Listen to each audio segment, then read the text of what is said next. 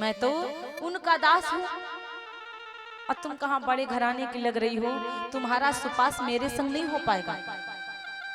इसलिए एक काम करो, आप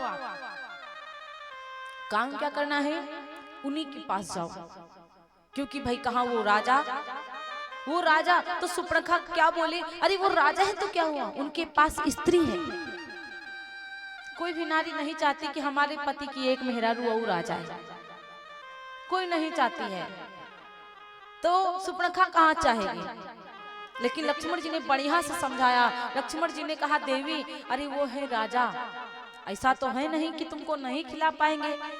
वो कौशलपुरी के राजा दशरथ के बेटा राम हैं, जो उन कुछ करें सब छजता है, उनको जो कुछ भी करेंगे सब छजता है। एक हुई चाहे दो खवाएंगे, बढ़िया से सबको रखेंगी वो बढ़िया रानियां बना के, और हमारे साथ रहोगी तो दासी बनना पड़ेगा, हमारे साथ रहोगी तो दासी बनना पड़ेगा, क्योंकि मैं तो उनके चरणों का दास हूं। कोई बात नहीं, मैं तो उनके चरणों का दास हूं, तो क्या तुम दासी बनना मंजूर करोगी?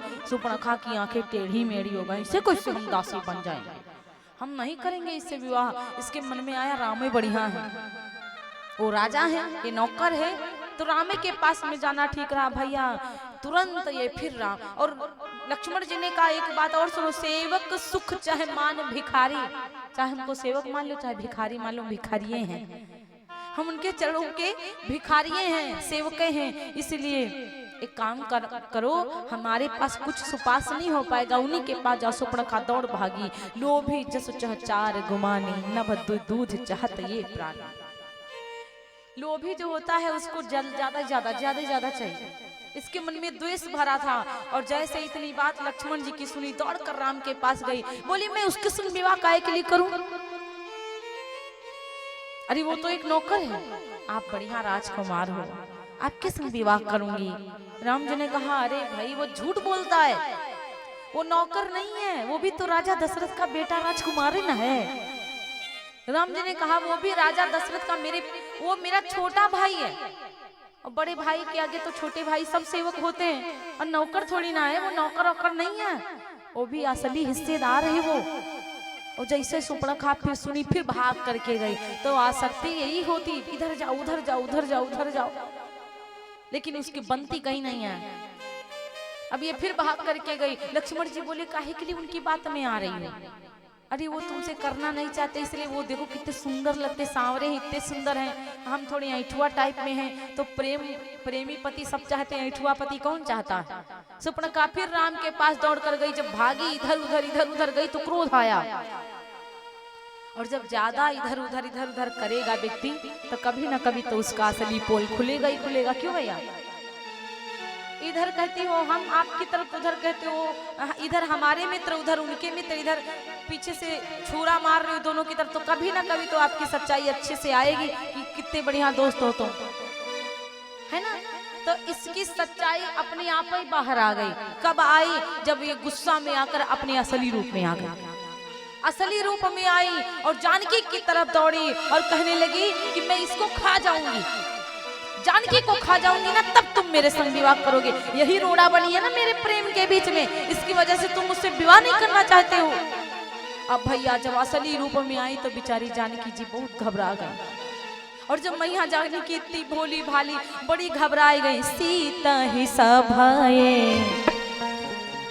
देखी रघुराई,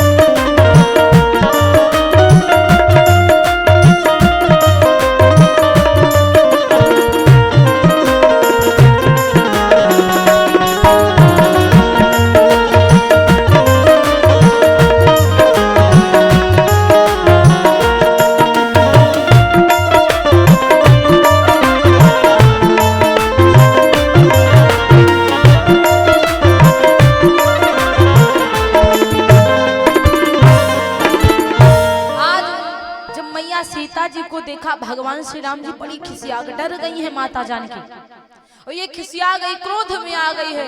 और जब मैया जानकी को देखा घबरा गई, तो भगवान राम जी ने क्या किया, द्रोणाचार्य आकाश उठाई, द्रोणाचार्य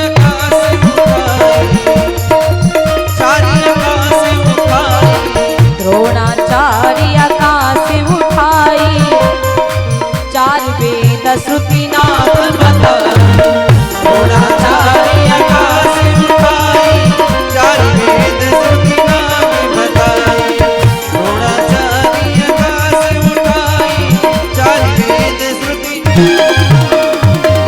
भगवान ने इशारा किया, कैसे किया, चार उंगलियां ऊपर उठाई, और जब चार उंगलियां ऊपर उठाई और इशारा पूर्ण समझ गए।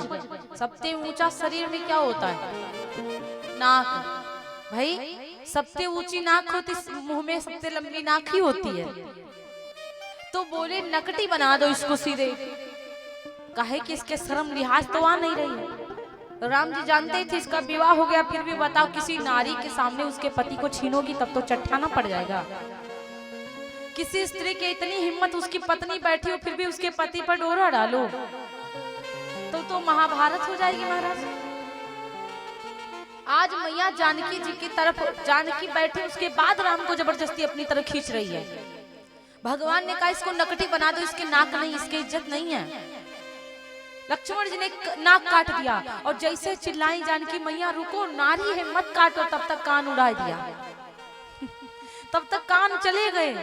अब लोग कहते हैं महाराज नाक काटी तो समझ में आता है कि चलो इसके शर्म नहीं थी तो नाक काट लिया, लेकिन ये मुझे समझ नहीं आ रहा है कि कानों काहे काट दिए,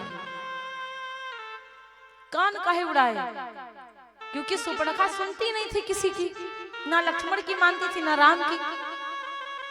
और जब किसी की सुने ना, केवल बोले बोले बोले बोले, तो जो सुनना ही नहीं है तो कान नहीं काहे खातिर मास्क लगावे के लिए है का, तब तो उड़ा नहीं देना चाहिए। खैर तुरंत काट दिया, कानों काट दिया, कानों चले। अच्छा एक बात मैंने सुना था, अभी जब कोरोना चला था, ये कान नहीं होते तो मास्क कैसे अटकता मुंह पे, है ना।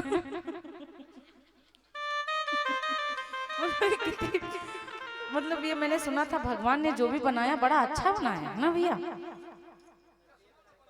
हाँ चश्मा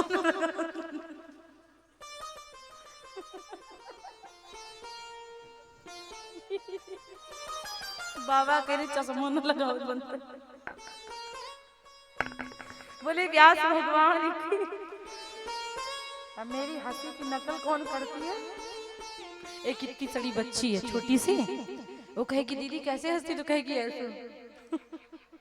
बोले व्यास भगवान की तो महाराज इसलिए उसके नाक कान दोनों तीनों काटे। अब पागलों के जैसे भागती हुई खरदूषण के पास पहुंची, और जब खरदूषण के पास में जाकर पहुंची, खरदूषण से बोली भैया दुहाई हो। खरदूषण बोले क्या हुआ।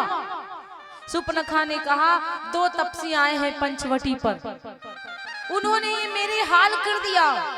खरदूषण ने कहा अच्छा अभी बताते हैं। सुपर्णखा ने कहा खरदूषण केवल दो राजकुमार ही नहीं, सुंदर उनके संग में एक नारी भी है,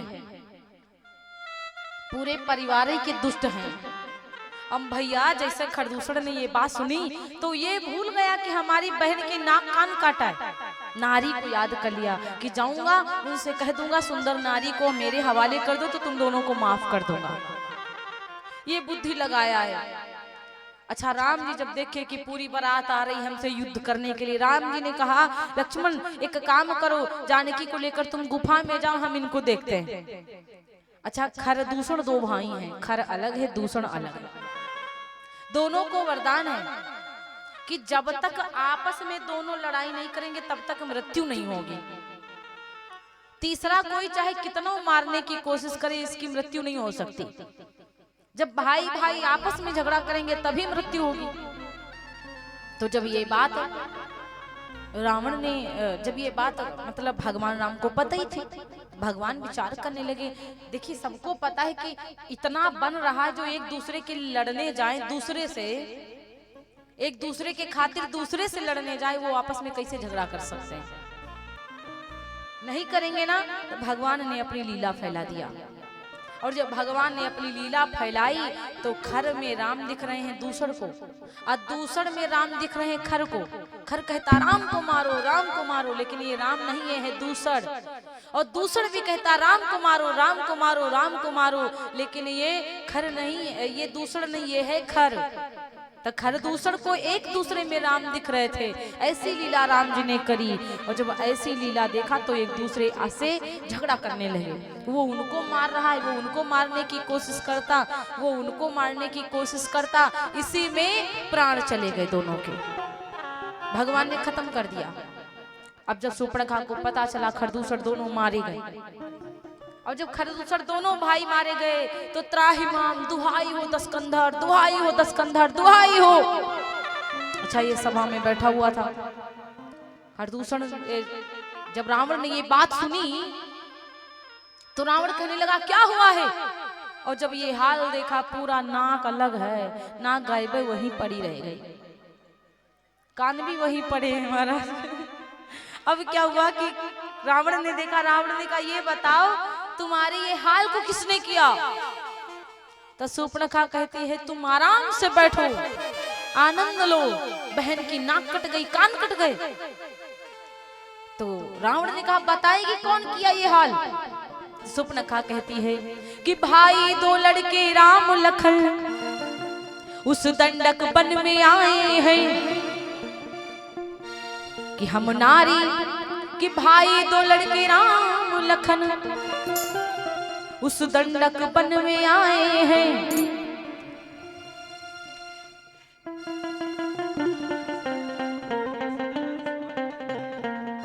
कि संग में प्यारी सीता जी को सुकुमारी नारी लाई, संग में प्यारी सुकुमारी सीता को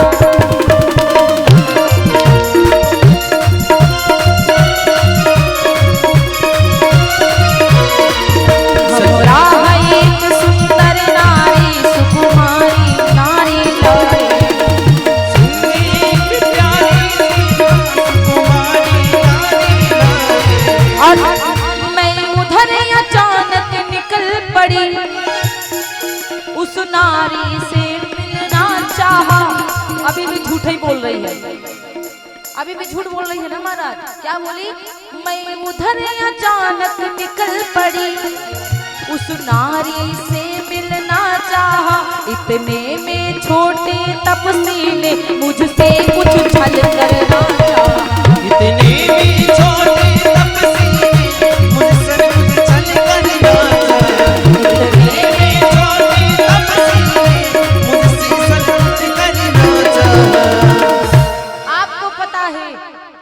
हम राह एक सुंदर नारी, हम उस रास्ते से निकले और मैंने देखा कि उनके संग में बड़ी सुंदर नारी है। और एक बात बताएं, मैं उधर अचानक निकल पड़ी, उस नारी से मिलना चाहा। इतने में छोटे तपसी ने मुझसे कुछ छल करना चाहा। मैं उधर से निकली थी, मैं उस नारी से मिलना चाहती थी, उस छोटकई वाले तपसी ने मेरे संग छल करना चाहा। और एक बात बताऊं, बाके और खूब लड़ाके हैं, गोया शमशीर उन्हीं की है। वो पंचवटी में रहते हैं, मानो जागी उन्हीं की है। पंचवटी में रहते हैं, मानो जागी उन्हीं की है। वो पंचवटी में रहते हैं, मानो जागी उन्हीं की है। आपको पता है पंचवटी का हिस्सा तुम्हारा है रावण, लेकिन वो तो वैसे रह रहे मानो कि पूरी जागीर उनकी हो गई हो। और एक बताऊं बात, जब मैंने तेरा नाम लिया तो मुझको उसने दी गाली। जब मैंने तेरा नाम लिया तो उसने मुझको दी गाली। अरे मेरी नाक काट डाली और मेरे कान कतर डाली। अरे मेरी नाक कतर डाली और मेरी नाक काट डाली।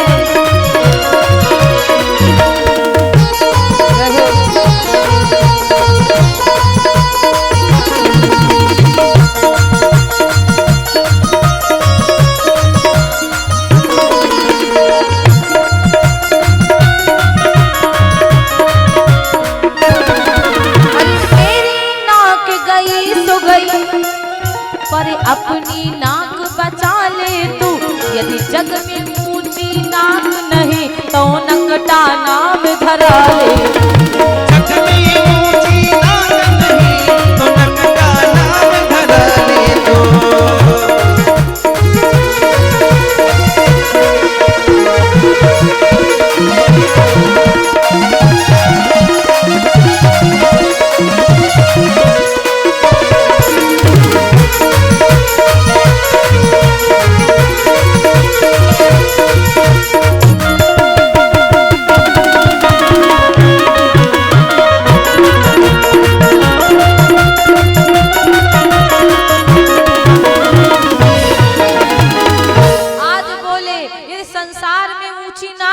सुपर्णखा कह रही तो नकटा नाम धरा लो।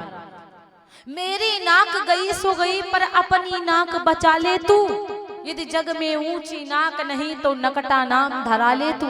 रावण आग बबूला हो गया। क्या कहा तूने? सुपर्णखा बोली हाँ सही कहा। जब मैंने तेरा नाम लिया तो उसने मुझको दी गाली और मेरे कान कतर डाले और मेरी नाक काट डाली। तेरे नाम से उनको कोई फर्क नहीं पड़ता। तू जानता है कि रावण को सब दुनिया डरती। रावण सच कहूं तो राम लक्ष्मण तेरे नाम से डरते ही नहीं, इतना आग लगा रही है। सुपर्णखा के पति को रावण ने ही मारा था। सुपर्णखा का जो पति था विद्युज्जवा, रावण बहुत ईर्ष्या करता था, बहुत ईर्ष्या करता था, जलता था। विद्युज्जवा को हमेशा से पहले से ही मारना चाहता था रावण, लेकिन मार नहीं पा रहा था। और जब नहीं मार पा रहा था तो विद्युज्जवा ने अपनी बहन सुपर्णखा से विवाह करवा दिया। रावण ने अपनी बहन सुपर्णखा से विद्युज्जवा का विवाह करवा दिया। कुछ भी दहेज में नहीं दिया अपनी बहन को रावण ने। तो सुपर्णखा अपने पति से कहती है स्वामी मेरे जो भैया थे कुछ भी नहीं दिए दहेज में, तो एक काम करते हैं चलो अपने भैया से कुछ मांग लाती हूँ। तो सुपर्णखा के पति विद्युज्जवा ने कहा नहीं ठीक नहीं है मांगना, जितना है सब ठीक है, हम नहीं जाएंगे। सुपर्णखा बोली तुम नहीं जाओगे तो मैं जाऊंगी, अब चलना हो तो मेरे संग चलिए। तो सुपर्णखा के पति ने कहा देवी कोई बात नहीं, नहीं दिया तो रहने दो जाने। सुपर्णखा नहीं मानी, मायके जाऊंगी, मांग कर लाऊंगी रावण से। और जब रावण की बहिनी सुपर्णखा अपने पति के संग पहुंची तो अपने भाई रावण से बोली कि भाई रावण आपने मेरा विवाह कर दिया, हर भाई अपनी बहन को कुछ ना कुछ देता है, तुमने तो मुझे कुछ भी नहीं दिया, तो भैया आप मुझे कुछ तो दो। रावण ने कटु वचन बोले अरे मूर्ख स्त्री, तुझको ये नहीं पता है कि जब विवाह कर दिया जाता है तो पति पत्नी को खवाता है, पति लेकर के आता है पत्नी के लिए सामान। तू यहाँ मांगने आई, तेरा पति क्या भिखारी बन गया है? और कोई आपके द्वार पे आ जाए ऐसे भिखारी भिखारी बना दोगे और दामाद को तो बहुत बुरा लगेगा। और जब इतना बोल दिया रावण तो सुपर्णखा को क्रोध आया। सुपर्णखा ने कहा रावण खबरदार जो मेरे पति को कहा एक लफ्ज तो, मेरे पति नहीं आ रहे थे, मैं आ रही थी, मैं आई हूं और संग लाई हूं, मेरा अधिकार है मांगने का। जब ये बात रावण ने कहा तो कहा अधिकार हो या ना हो कुछ भी नहीं मिलेगा तुझे, निकल यहां से। और जब सुपर्णखा को उल्टा सीधा बोल दिया रावण ने तो विद्युज्जवा को बुरा लगा। उसने कहा देखो मेरी नारी को कुछ नहीं बोलना रावण, देना हो तो ठीक है, नहीं देना तो हम दोनों जा रहे हैं, लेकिन हमारी स्त्री को कुछ नहीं कहिएगा।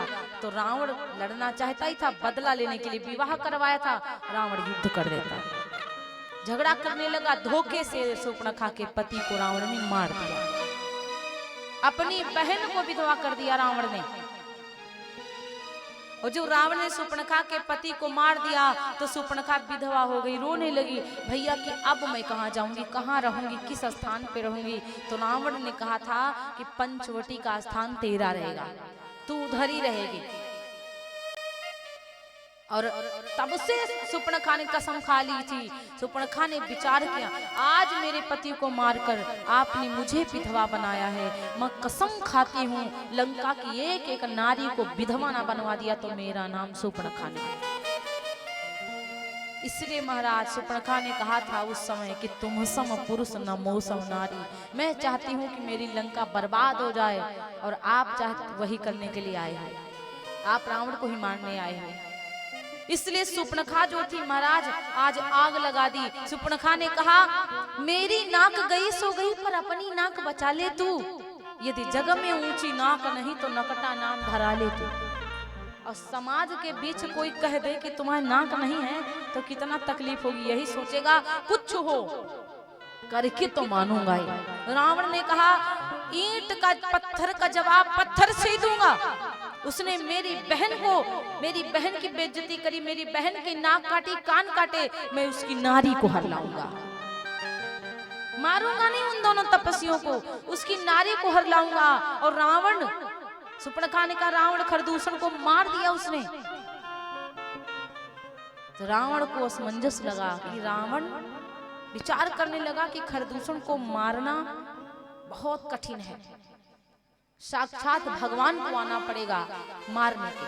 खरदूषण को ऐसे कोई मार नहीं सकता, बिना भगवान खरदूषण को कोई नहीं मार सकता। तो इसका मतलब अब वो जान चुका है रावण कि अब भगवान का अवतार हो चुका है, क्योंकि रावण विचार करता खरदूषण मोहि सम बलवंता, खरदूषण बिल्कुल मेरे समान बलवान है। और कहता है कि तिनहि को मार सकहि, तिनहि को मारहि बिनु भगवंता, बिना भगवान के उनको कोई मार नहीं सकता। इसलिए रावण को पता चल गया कि ये अब भगवान का अवतार हो चुका है। रावण विचार करने लगा कि कुछ ना तो कुछ करना ही पड़ेगा, जाऊंगा उसकी स्त्री को हर लाऊंगा। जहां पर मामा मारीच रहता था आज खरदूषण वहां पर पहुंचा महाराज।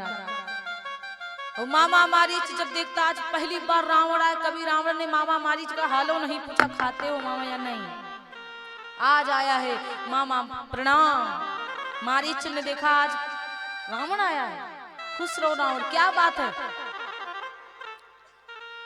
तो रावण ने कहा कि दो तपसी लड़कों ने बन यह करनी बेहुदा की है, तपसी लड़कों ने बन यह करनी बेहुदा की है। हर दूषण हर दूषण हर दूषण तीसरा मारे हैं, नकटी सिर सुपर्णखा की है।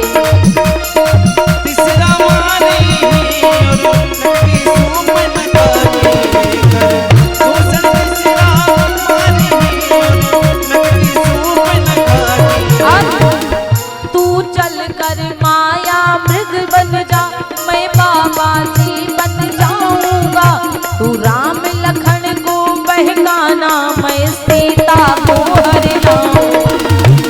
राम लखन को बहकाना, मैं सीता को हर लाऊंगा। राम लखन को बहकाना, मैं सीता को हर लाऊंगा। आज महाराज कहा कि तू चलकर माया मृग बन जा, मैं बाबा जी बन जाऊंगा, और तू राम लखन को बहकाना, मैं सीता को हर लाऊंगा। मामा मारीच ने कहा ए रावण तू किसकी बात कर रहा है, किसकी बात कर रहा है? उन दोनों राजकुमारों की। अरे मैं नहीं जाने वाला रावण, उनसे मैं युद्ध नहीं करूंगा। अरे रावण तुझे पता नहीं है, जब विश्वामित्र यज्ञ कर रहे थे तो बिना नोक वाला बाण मारा था तो मैं समुद्र के इस पार गिरा था, अभी भी कमर में दर्द है, अभी भी नहीं उठ पा रहा हूं मैं। तो वो भगवान है, इसलिए उनसे युद्ध मत कर, उनसे झगड़ा मत कर, उनसे बैर ना बढ़ा। जो इनसे बढ़ाते हैं, आनंद आया, क्या बात है, जो इनसे बैर बढ़ाते हैं वो आखिर मारे जाते हैं। मैं आज के जमाने की बात सरल भाषा में बता दूं, बाकी कमरे में नहीं पूरे शरीर में होगी उसके, क्योंकि भगवान जिसको फेंक दें तो जिंदगी पर ठीक होने वाला नहीं है। बोले व्यास भगवान की। तो महाराज कहा जाता है, अब उसने कहा कि जो इनसे बैर बढ़ाते हैं वे आखिर मारे जाते हैं। बेमौत मौत के घाट वही बेवक्त उतारे जाते हैं, उसका कोई वक्त नहीं होता, बेवक्त कभी भी मार दे सकते हैं, भगवान मार देंगे। इसलिए ऐसा कर रावण उनके चक्कर में ना पड़, उनसे पैर ना बढ़ा, वरना तेरी मृत्यु हो जाएगी, मारा जाएगा तू, तेरा पूरा परिवार नाश को प्राप्त हो जाएगा। रावण ने कहा तुम मुझे ज्ञान देते हो, मुझे ज्ञान देते हो तुम, या तो तुम मेरे हाथों से मारे जाओगे और या तो मेरी बात मान जाओ। बात मानो तो माया मृग बनकर चलो मेरे संग, और ना मानो तो बताओ। मामा मारीच ने विचार किया कि इस पागल के हाथ से मरने से बढ़िया हम भगवान के हाथ मर जाएंगे,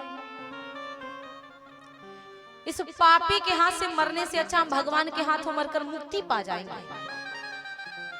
मामा मारीच क्या करता है, सुंदर सा माया मृग बना। अच्छा, पंचकुटी पर क्या हो रहा है उस समय, कुटी पर क्या हो रहा था उस समय, भगवान राम श्री जानकी जी को कथा सुना रहे थे। जब जानकी मैया जी को कथा सुना रहे थे उस समय, तो महाराज ये माया मृग बनकर पर्णकुटी के आसपास घूम रहा है। कथा से मन भटक गया और किधर गया, सोने के मृग की तरफ। अच्छा, सुनहले बाल होते हैं मृग के, तो उसको परमात्मा ने बनाया है, तो जैसे बनाया वो हमेशा बनेंगे, लेकिन परमात्मा की बनावटी से कुछ ज्यादा ओवर एक्टिंग में आ गया था, वो कुछ ज्यादा ही सोने के जैसे चमक रहा था, क्योंकि वो लोकल था, वो मायावी था, इसलिए कुछ सोने की तरह बिल्कुल चमक रहा। जानकी मैया का ध्यान किधर गया, सोने की मृग की तरफ। राम जी से कहा प्रभु स्वामी स्वामी उधर देखो। कहा कि आज मामा मृग जब आया बन करके, तो कहा कि जानकी मैया ने स्वामी, ओ स्वामी जरा उधर देखो, सोने का मृग। राम जी ने कहा कैसी बात करती हो, कथा से मन भटका दिया। समझ गए सोने, इसका कथा से मन भटका सोने में, अब इसका सोने की लंका में जाने का समय आ चुका है, इसलिए मन नहीं भटकाना चाहिए। कथा में लगाओ तो कथा में, कथा से मन बवाल में जा रहा है, खेत जा रहा है, घर जा रहा है, गैया में जा रहा है। गैया में जाए तो कोई बात नहीं है, लेकिन मन जो है ना भटक जाता है, इधर उधर, वो काम नहीं हुआ, ये काम बकाया, तो ऐसे कथा से मन ना भटका, वरना वही जिंदगी भर लगा रहेगा। ये सोने के मृग की तरफ देखिए, इनका मन उधर गया और सोने की लंका में ही जाएंगे।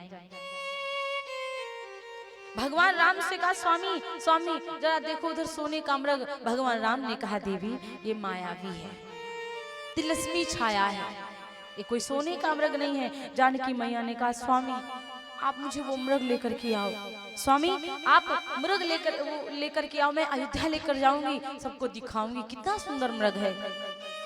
राम जी ने जानकी को कईयों बार बताया समझाया, लेकिन राम जी की बात नहीं मानी। नारी स्वभाव होता जिद्दी, नहीं मान रही हैं, और जब अपने आगे नहीं मानी वो महाराज, तो राम जी ने लक्ष्मण जी से कहा, लक्ष्मण से कहा लक्ष्मण यहाँ पर बहुत निशाचर घूमते हैं, यहाँ पर बहुत सारे निशाचर स्वरूप भेष बदल बदल कर घूमते हैं, इसलिए सीता के करेहु रखवारी, बुद्धि विवेक बल समय विचारी। सीता की रखवारी करना कैसे, किस प्रकार से, एक तो बुद्धि से, लड़ने वाला हो तो लड़ना, तो बल से करना, बल से रक्षा करना, और लड़ने वाला ना हो तो बुद्धि से, बुद्धि लगाना, विवेक लगाना, और समय देखना कि बाहर निकलने वाला है, जाने वाला है कि नहीं है ना, ऐसे रक्षा करना। और जब ये बात लक्ष्मण जी से कह दिए भगवान राम, इतना कहकर भगवान राम अपना बाण लिए और चल दिए। और जैसे बाण लेकर चले तो महाराज क्या हुआ, मेघन वो माया मृग क्या करता, बड़ी दूर निकाल गया, बड़ी दूर निकल गया। भगवान को मुड़ मुड़ करके देख रहा है, बार बार भगवान को देखता, कहता है पंचवटी की कुछ दूरी पर रथ